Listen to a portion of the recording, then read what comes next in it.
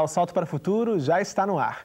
Contos de origem indígena, histórias transmitidas oralmente que guardam tradições, saberes e que são passadas de geração em geração.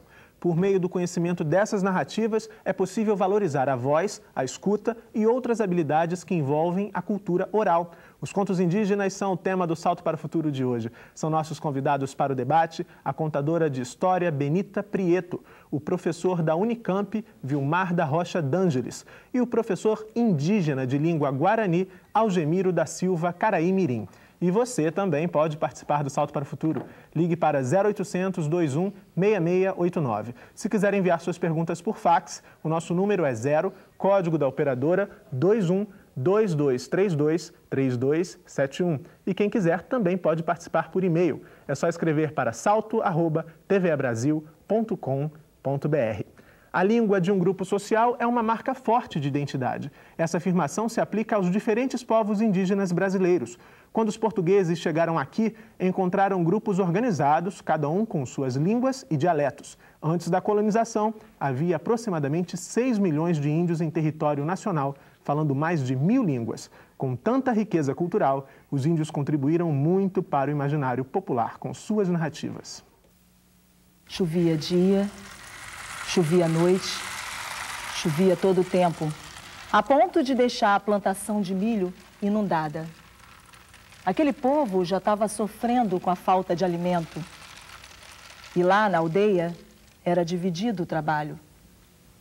Os guerreiros, os homens, saíam todos os dias para caçar, para trazer alimento, enquanto que as mulheres ficavam na aldeia, cuidando dos curumins e cuidando dos alimentos. Atualmente, a população indígena está aumentando. Segundo dados do IBGE, são quase 1 milhão de índios no Brasil, falando cerca de 180 línguas diferentes. É por meio da língua que conhecemos o que as pessoas pensam, como se expressam, sonham e as suas histórias. Certo dia, uma das índias pegou o cesto e reparou que havia pouco milho para alimentar toda aquela tribo. Então, corajosamente, ela se enfiou pela mata à procura de espigas boas para fazer alimento para a aldeia. Não encontrou nada. As histórias sempre fizeram parte do universo dos povos indígenas. Por meio de suas narrativas, perpetuam os feitos heróicos e mitos de seus povos. Para eles, a natureza e seus principais elementos, a terra, o ar, o fogo e a água, são fontes permanentes de inspiração. Grande parte da narrativa indígena expressa essa profunda integração com a natureza. Foi se enfiando pela mata e, de repente, encontrou 1, 2, 3, não, muitas espigas. Encheram cestos e mais cestos. E como o curumim é arteiro em qualquer lugar, um deles resolveu esconder o maior cesto que havia. A narração dos contadores, os gestos, as vozes, contribuem para um mergulho no universo lúdico da literatura. Bolo quente. A barriga dos curumins foram crescendo, crescendo, crescendo. Ficaram curumins gordos. E, de repente, a sua cabeça também começou a pesar, assim como a sua barriga. E agora, as nossas mães vão descobrir que pegamos o cesto escondido. Alimento da tribo é para todo mundo. O que a gente faz? A rica literatura oral indígena é fonte permanente de inspiração para muitos autores. Essa versão de Como Nasceram as Estrelas é de Clarice Lispector. E os curumins estão até hoje lá no céu. E todas as noites, seus olhos se abrem e dão o brilho para a aldeia. Curumim virou estrela. E naquele lugar, o céu agora é claro. E quando chove, é apenas para refrescar o ambiente e para tornar aquela aldeia abundante em alimento.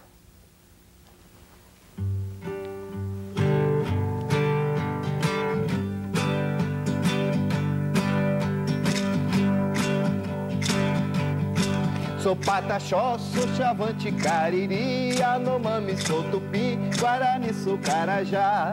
Sou pancararu, carijó, tupinajá, potiguar, sou caeté, uniô, tupinambá. Sou Pancararu, Carijó, Tupinagé, Potiguar, sou Caeté, Uniô, Tupinambá. Sou Pancararu, Carijó, Tupinagé, Potiguar, sou Caeté, Uniô, Tupinambá. Você viu aí Marcelo Peregrino e Silvia Ferraz, integrantes do grupo O Baú que Conta e Canta, está contando essas histórias para a gente nessa série aqui do Salto para o Futuro.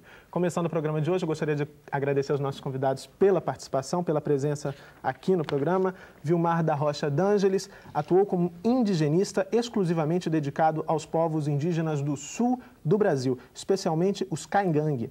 Atua na formação de pesquisadores de línguas indígenas, na formação de professores índios e na assessoria a programas de educação escolar indígena. Além disso, o Vilmar tem diversas publicações sobre línguas indígenas, educação indígena e história indígena do sul do Brasil. Vilmar, a gente viu aí no início da reportagem a repórter dizendo que os contos indígenas têm os elementos da natureza, ar, terra, fogo, água, como principais marcas. Eu queria te perguntar quais as outras principais características nessas narrativas. Bom, a primeira coisa, eu acho que é importante lembrar que, assim, quando a gente fala em contos indígenas, existem vários tipos de narrativas indígenas, né? Quer dizer, existem as narrativas sagradas, existem as histórias para dormir, as histórias para dar risada, as histórias com fundo moral, com lição, com as histórias, as fábulas, né? Então, contos indígenas é um termo bastante genérico para abrigar, às vezes, uma porção de narrativas que são diferentes e que têm características e funções sociais diferentes. Essa é uma primeira importante diferença. Outra coisa é que é verdade que essa característica da relação com a natureza e a inspiração na natureza e nas relações acontece, mas é importante dizer que as narrativas indígenas, com muita frequência, estão preocupadas em falar da natureza humana também. Aliás, são sociedades que pensam muito a relação humana e a relação... E muitas vezes, por exemplo, tem lá um conto em que você tem um deus ou um ente, um pai importante do começo dos tempos, e que ele nos dá um grande benefício, nos dá uma planta, etc. Mas você também tem um conto, ou na mesma história, você tem lá um outro ancestral, que é um humano como nós, que faz uma bobagem qualquer, comete um erro qualquer e muda a natureza do mundo.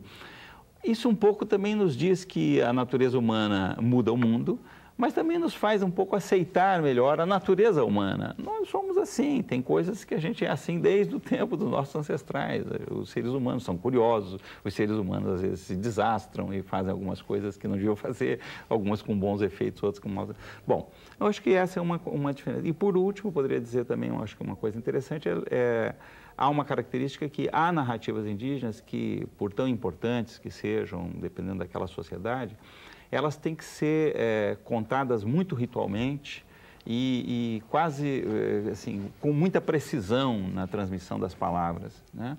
Enquanto que outras narrativas dão margem maior àquela ação do narrador, à adaptação, à percepção da circunstância, do seu ouvinte, de quem está naquele momento, e é onde ressalta o papel do narrador, os melhores contadores, enfim, um pouco. Tá certo. Desse papel do narrador, a gente vai falar agora com a Benita Prieto, nossa convidada também, que é contadora de histórias, integrante do grupo Morandu Betá. Além disso, a Benita é pesquisadora nas áreas de literatura infantil e juvenil, leitura e narração oral, realizando oficinas e palestras em diferentes instituições. E também é organizadora do Simpósio Internacional de Contadores de História do SESC do Rio de Janeiro. Benita, o que a gente tem então aí a aprender com esses índios contadores de histórias? Eu acho que a noção do tempo, que é uma coisa muito diferente dentro da cultura indígena, pelo que eu conheço, pelos contadores de histórias indígenas que eu já vi alguma vez atuando. Eu acho que a relação com a naturalidade também do ato de contar. As histórias permeiam a sociedade onde eles vivem. As histórias não estão em determinados momentos. As histórias estão continuamente acontecendo ali dentro daquela aldeia, dentro daquela comunidade indígena. Por isso, Vilmar acabou de falar dessa variedade de tipos de histórias. Nós aqui temos um vício de que história é alguma coisa que está encerrada no momento do dormir apenas, ou seja, antes de dormir eu conto uma história para o meu filho e para minha filha, porque ele vai ter bons sonhos. E quem disse que história é para dormir? História não é para dormir, história também pode ser utilizada para dormir, mas história também pode acordar um monte de emoções dentro da gente, um monte de sensações, um monte de ideias, um monte de dúvidas.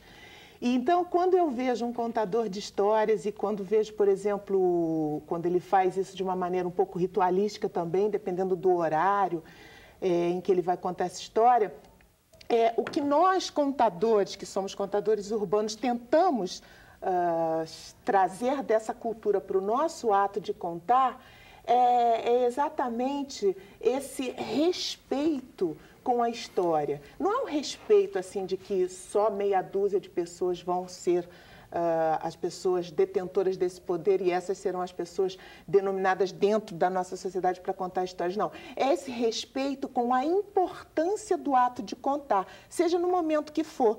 Isso promove uma aproximação muito grande e, ao mesmo tempo, obviamente, tem uma função social muito importante dentro de uma comunidade. Então, acho que essa noção de tempo que o índio tem é muito importante que a gente traga para a nossa prática também. Claro que é muito difícil entender isso, porque nós não nascemos dentro de uma aldeia, mas se você ouve, se você lê, se você observa, você vê as diferenças. Ok. Algemiro da Silva Caraí Mirim, também nosso convidado, é professor guarani da aldeia Sapucai, no município de Angra dos Reis, no estado do Rio de Janeiro. Atua com a formação de professores indígenas e é secretário da Associação Comunitária Indígena de Bracuí, a ACIBRA. Algemiro, então, como é que essas narrativas estão presentes nas escolas indígenas? Olha, isso é muito importante para mim, porque essa história narrativa é presente, né? Atualmente é presente na comunidade e a gente leva o narrador, o contador de história dentro da sala de aula porque fica mais gostoso, vamos dizer assim, levando aquele índio contador de história, contador de outras histórias dentro da sala de aula, falar diretamente com os alunos é muito importante, porque isso que enriquece a comunidade, enriquece as crianças, né? Porque ouvindo é diferente de ler a história escrita, né? Eu acho que isso a gente está fazendo dentro da sala de aula, levando, aliás, na comunidade tem muitos contadores de história, que não é só um contador. Eu acho que cada comunidade, cada família tem seus contadores. Certo. Temos a primeira participação por telefone no programa de hoje. Quem fala com a gente agora é o Elcimar, do Tocantins. Tudo bem, Elcimar? Tudo bem, Murilo. Boa noite. Boa noite, convidados. Eu sou o professor Elcimar Pessoa, do Teleposto Paulo Freire, de Araguaína, no estado de Tocantins. Nosso estado é um estado muito rico em cultura, apesar de ser um estado muito novo. Nós temos aqui várias aldeias indígenas, índios apinagés, nós temos os índios javaés, craôas. E a minha pergunta é o seguinte: sabemos que a televisão alimenta a fantasia. As coisas deixam de ser reais para se transformarem em algo além de sua natureza. Portanto, com tudo isto, os índios estão perdendo a sua identidade, deixando a sua cultura, como também as suas histórias e seus contos. Como resgatar esses valores e despertar novamente o interesse de nossos alunos, por termos vários alunos indígenas em nossas escolas? Obrigado e boa noite. Obrigado, Elcimar, mais uma vez participando aqui do Salto para o Futuro. Então, Vilmar, ele pergunta aí da influência da televisão e de como essa influência pode estar contribuindo aí para uma descaracterização dos povos indígenas, pelo desinteresse por essas narrativas deles. Como é que o professor pode, então, despertar novamente o interesse de seus alunos por essa realidade da sua comunidade? Bom, Elcimar, essa realidade da televisão hoje, em algum momento poderia se pensar que foi o rádio também, mas de fato a televisão tem um poder um pouco mais impactante do que o próprio rádio já teve em muitas aldeias onde ela hoje está se tornando de acesso mais ou menos fácil, né? Onde ela está chegando, onde chega a televisão, onde chega a luz elétrica e as condições vão mudando. Ela de fato tem um certo impacto na comunidade. No entanto, ela sozinha não é o elemento que faz as crianças abandonarem a fantasia indígena, o que seja. Até porque, de certo modo, você pode dizer que a televisão alimenta a fantasia e as crianças, então, enfim, descobrem outros imaginários possíveis ou outras formas de... Mas eu acho que ela entra num conjunto de situações, quer dizer, quando a gente está vendo isso em algumas comunidades no Sul, por exemplo, onde eu trabalho mais, ela está entrando num conjunto de situações onde você tem a comunidade cada vez mais envolvida em interações com a sociedade de fora, com a sociedade não índia, e com frequência a escola está lá antes e ao lado da escola, com frequência a escola está lá prejudicando mais a cultura indígena do que a própria televisão, em muitos casos que a gente tem visto. Quer dizer, a escola funcionou muito mais como um chamariz para as crianças indígenas, para olharem para fora e não olharem para dentro da aldeia, muito antes do que a televisão, e às vezes continua fazendo isso com mais força do que a televisão às vezes. Bom, eu acho que uma parte, não tem muita receita, mas eu acho que uma parte de tentar fazer o que você está propondo, que é como a gente pode, diante dessa influência da televisão, a própria escola, né, ajudar a fazer as crianças se voltarem para a sua tradição e sua riqueza indígena, é um pouco a escola se preparar para entender a riqueza que está escondida atrás das narrativas indígenas. Muitas vezes o próprio professor indígena laicizado, o próprio professor indígena, um jovem criado numa escola de branco, ele já perdeu o contato com essa riqueza de o que significa e o que está por trás das narrativas indígenas em termos de informação cultural, enfim, eu conto alguns casos, por exemplo, não sei se posso, meio minuto, um caso, por exemplo, de uma narrativa caingangue, dos índios caingangue, que fala da origem da agricultura. E o velho, que estava pedindo para os seus netos, os seus bisnetos, etc., que o matassem e que o enterrassem numa roça, ele fala que eles deviam fazer uma roça num taquaral, e aí, enfim, tem toda uma coisa para convencer os filhos a matá-lo e botar na roça. Uma história que está contada no texto do boletim. Está contada exatamente no texto. E aí esse sujeito, quando ele é enterrado, quando eles voltam lá, tem milho. Só que ele mandou eles fazer uma roça no taquaral. Hoje a gente sabe pela botânica que taquaras e milho são da mesma espécie, são gramíneas. Então, na verdade, você tem um conhecimento indígena de botânica ali. Se dá taquara, essa terra é boa para dar taquara, é boa para dar milho também. Agora, à primeira vista, a gente não sabe disso, a gente não vê isso, mas há uma informação cultural e há um acúmulo de conhecimento científico indígena que está sintetizado e simbolizado em muitas dessas narrativas. Buscar esses conhecimentos acumulados é uma boa dica para o professor que quer, então, despertar o interesse de seus alunos pelas tradições da comunidade. Tá certo.